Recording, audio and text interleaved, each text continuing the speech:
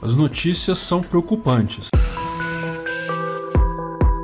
Essa visão libertária é sua fonte de informações descentralizadas e distribuídas. Anteontem, dia 21 de dezembro, soubemos que o jornalista Oswaldo Eustáquio havia sofrido um acidente na prisão. Segundo relatos, inclusive dele próprio, ele teria tentado consertar um chuveiro que vazava em sua cela, escorregou e caiu, ficando paralisado no chão. Mesmo sendo relatado pelo próprio o acidente, é importante lembrar que isso não significa que foi realmente um acidente. O cara é claramente um preso político, pode perfeitamente estar sendo torturado e ameaçado para não falar a verdade. Afinal, eu tenho certeza, Alexandre de Moraes, o inquisitor-mor da República, certamente o fará voltar para a prisão muito em breve, ficar novamente à mercê do grupo policial, que são os músculos dele nessa história. Havia suspeita que Oswaldo Eustáquio poderia ficar paraplégico, de forma definitiva. Ontem, felizmente, ficamos sabendo que a lesão na coluna é leve e a paralisia não deve ser permanente. Ele ainda precisa de cirurgia na coluna, procedimentos delicados que devem acontecer nos próximos dias,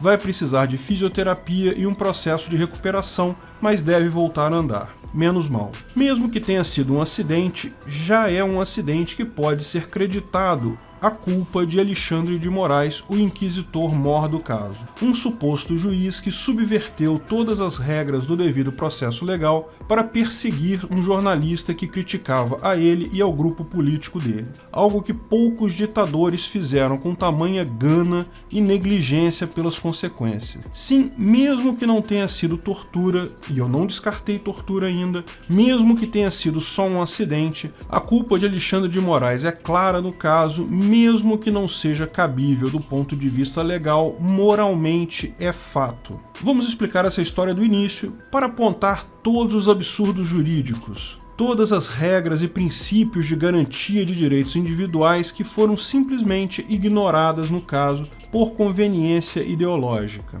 Oswaldo Eustáquio é um jornalista que cursou faculdade de jornalismo, tem diploma de jornalista, já trabalhou em grandes jornais e até na televisão afiliada da Rede Globo como jornalista, já recebeu prêmios de jornalismo e foi líder do Sindicato dos Jornalistas. Ainda assim, em todas as notícias que você vai ver sobre o assunto na grande mídia tradicional, verá ele ser chamado de blogueiro. Esse ponto insignificante mostra duas coisas. Primeiro, como jornalistas têm claro direcionamento ideológico e como jornalistas estão absurdamente desesperados. Desesperados porque não têm mais o poder que um dia tiveram de impor sua ideologia como padrão moral. Porque, você concorda, né? Não basta discordância ideológica no caso. Só o desespero pode levar pessoas a ataques de birra deste tamanho. Conheço crianças de 10 anos de idade que teriam mais maturidade em reconhecer que discordam até de Oswaldo Eustáquio, mas ele é jornalista também.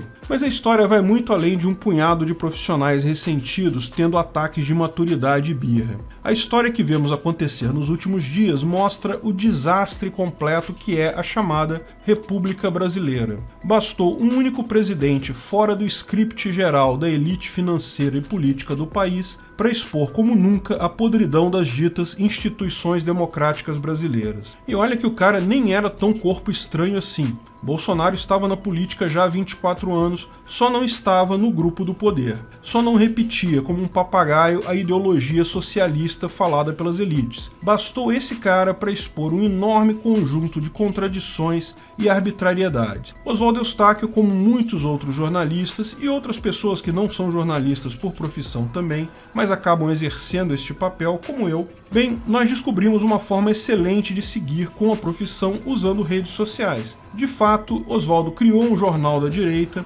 nacionalista, que dá notícias com viés de apoio ao presidente Bolsonaro. Coisa mais normal do mundo, como já expliquei em outros vídeos, a grande vantagem da informação descentralizada e distribuída é justamente que as pessoas podem escolher a forma como querem ver suas notícias. Veja, fatos são fatos. Ocultar ou mentir sobre um fato é errado. Poderia sim ser chamado de fake news. Mas a interpretação do fato, dizer o que aquilo significa, se é algo bom ou ruim, se vai prejudicar ou ajudar a sociedade, é meramente opinião. Não existe opinião falsa. Opinião é pessoal. E a opinião, lógico, vai depender da sua ideologia. Ao contrário do que o pessoal da mídia tradicional socialista vai te dizer, não é fake news interpretar uma situação de forma distinta. E a grande novidade é que se descobriu que as pessoas preferem ver notícias com a sua própria orientação ideológica. Nem fazem questão de matérias bem produzidas, jornais com grandes cenários, apresentadores impecáveis. Preferem assistir qualquer um dando notícia de qualquer jeito,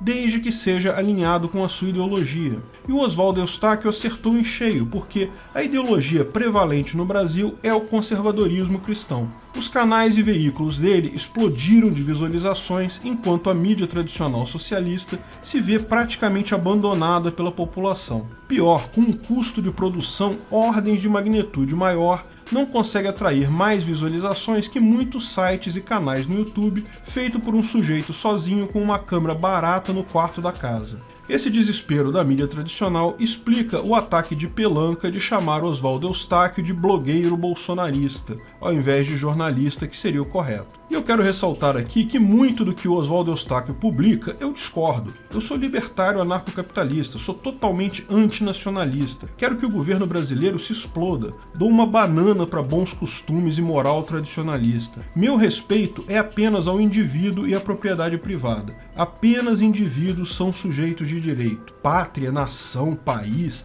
isso é um bando de invenção aleatória de uma máfia armada e violenta que usa isso para roubar seu dinheiro sem te dar nada em troca. Ainda assim, vejo como mais do que meu direito, meu dever apontar o absurdo que é o caso, porque esse tipo de ditadura, se você não se levantar contra ela agora, um dia ela vai chegar até você. Você conhece essa frase, né? Quando os nazistas vieram buscar os comunistas, eu fiquei em silêncio porque eu não era comunista. Quando eles prenderam os sociais-democratas, eu fiquei em silêncio porque eu não sou social-democrata. Quando vieram buscar os sindicalistas, eu não disse nada, eu não sou sindicalista. Quando vieram buscar os judeus, eu fiquei em silêncio porque, afinal, eu não sou judeu. Quando vieram me buscar, já não havia ninguém que pudesse protestar. Esse trecho é um trecho famoso da preleção do pastor Niemöller, na Alemanha do pós-guerra. Você, jornalista, entre aspas, da mídia tradicional socialista, deveria prestar atenção nisso. Oswaldo foi preso a primeira vez no dia 26 de junho de 2020, no inquérito que investigava manifestações antidemocráticas, coisa que, por si só, é um absurdo completo. Não há como criminalizar manifestação pacífica numa democracia.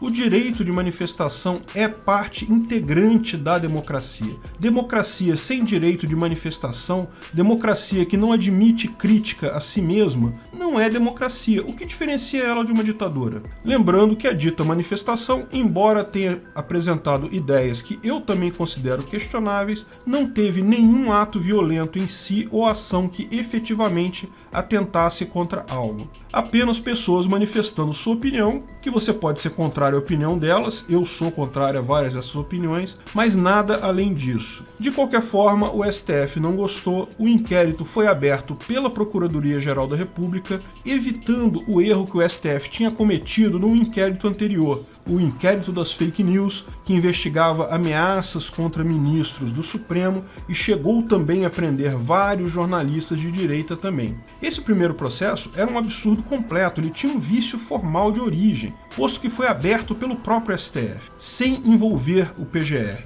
Mesmo com o STF tendo dito que ele era constitucional, lógico, ficou claro ali o espírito de corpo, tanto que o próprio STF abandonou esse processo, ele está morto, engavetado numa gaveta lá no Supremo. Mas a perseguição a jornalistas da direita não parou aí. O juiz desse caso, aberto pela PGR, na forma de uma coincidência espetacular, foi o mesmo juiz do outro processo, o inquisitor-mor do STF, o Alexandre de Moraes. Embora esse processo novo não tenha o vício de origem, é igualmente absurdo e teratológico. Oswaldo Eustáquio foi preso temporariamente por 5 dias ao voltar de uma viagem ao Paraguai, onde tem parentes. O motivo seria suposta tentativa de fuga, mas como se ele estava voltando ao país? Essa prisão cautelar foi relaxada mais adiante, substituída por medidas restritivas, no dia 5 de julho. Ele não poderia publicar nada nas redes sociais, o que novamente é uma afronta ao bom direito, é uma medida restritiva absurda,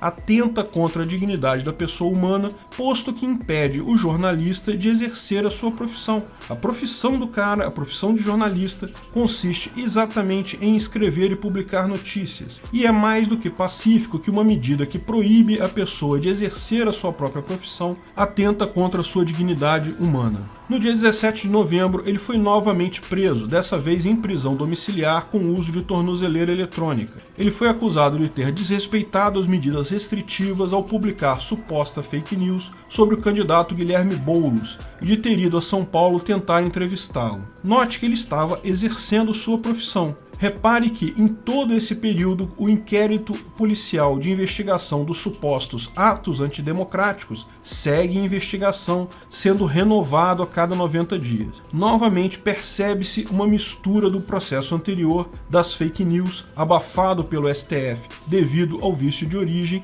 e esse novo processo criado propositalmente para substituí-lo. Finalmente, no dia 18 de dezembro, ele foi novamente preso, dessa vez em reclusão, acusado de descumprir a prisão domiciliar ao ir no Ministério dos Direitos Humanos buscar proteção. Um absurdo completo que só fica pior a cada dia. Cheguei a fazer um vídeo sobre isso no outro canal, antes do acidente dele, falando que isso estava muito parecido com a época da ditadura militar, só não tínhamos até aqui notícia de tortura na cadeia. Qual não foi a minha surpresa ao, no dia seguinte, ver a notícia do suposto acidente com Oswaldo. Sim, as semelhanças com a ditadura militar são impressionantes. O artifício de manter processos em fase de inquérito por longos períodos, aplicando medidas cautelares como punição, é exatamente o mesmo subterfúgio usado pelo DOI-CODE e outros órgãos da repressão na ditadura. E naquela época também era comum saber de presos que sofreram acidentes na cadeia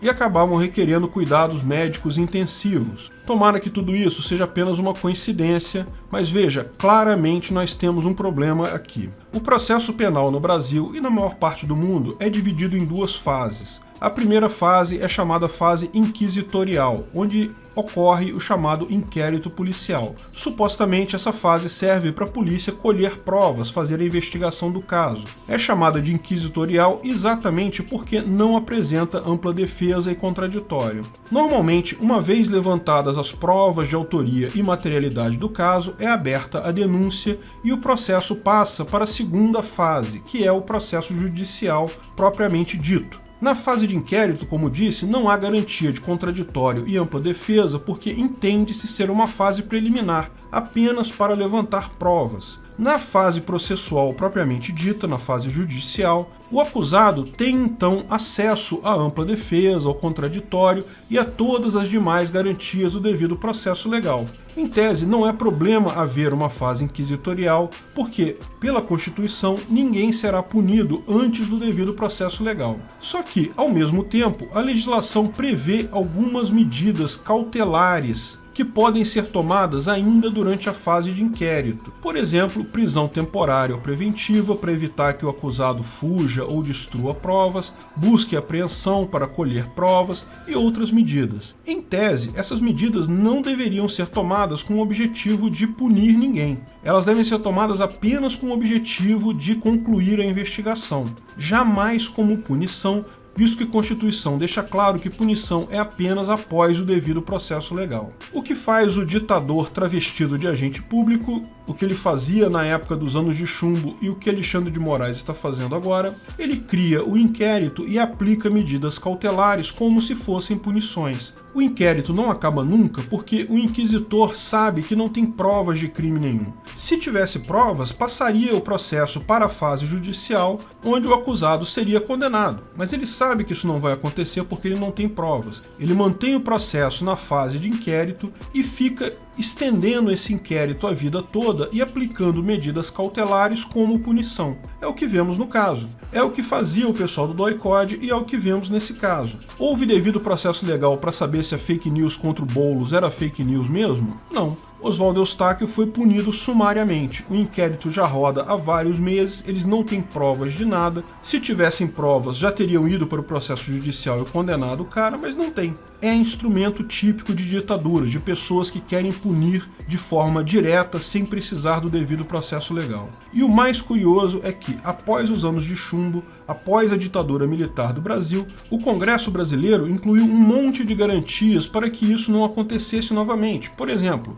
o inquérito só poderia durar 90 dias. Depois disso, precisaria que um juiz aprovasse a extensão do mesmo. Mais que isso, sempre haveria um juiz obrigatoriamente para acompanhar toda a fase inquisitorial, para evitar que delegados e policiais estivessem usando medidas cautelares para punir pessoas. Qualquer prisão, por exemplo, precisa ser comunicada ao juiz. Ou seja, passou tudo a ser acompanhado por um juiz para evitar a quebra do devido processo legal. O problema que nós temos aqui é, e quando o ditador está travestido de juiz? Porque é o que temos no caso. Alexandre de Moraes é o principal interessado no processo, claramente atua como autor, acusador, promotor e juiz ao mesmo tempo. Então não resta nenhuma proteção legal a quem ele acusa. Clara violação do devido processo legal. E olha, ele atua como juiz, promotor, autor e, além disso, a equipe policial foi designada por ele e o STF proibiu sua substituição.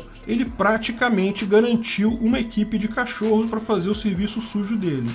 Tomara que eu esteja errado e tudo isso não passe de um grande mal-entendido, não tenha havido mesmo tortura de presos a mando do inquisitor-mor Alexandre de Moraes. Mas que essa situação toda está muito estranha, está. Mesmo do ponto de vista juspositivista, é um absurdo completo os demais juízes do STF manterem o silêncio nesse momento. Estão coadunando com esse absurdo que qualquer estudante do segundo grau de direito percebe. E não se iluda, a população vê também. Não adianta a mídia tradicional socialista se calar e não expor o absurdo que é isso, porque a mídia alternativa, nós aqui estamos expondo isso e o povo presta muito mais atenção a gente do que a mídia tradicional. A coisa vai muito além de concordar ou discordar das opiniões políticas do Oswaldo, está claramente havendo perseguição ali. Esse tipo de situação mostra a fragilidade daquela coisa que estatistas chamam de justiça estatal, entre aspas. E nós sempre colocamos aqui,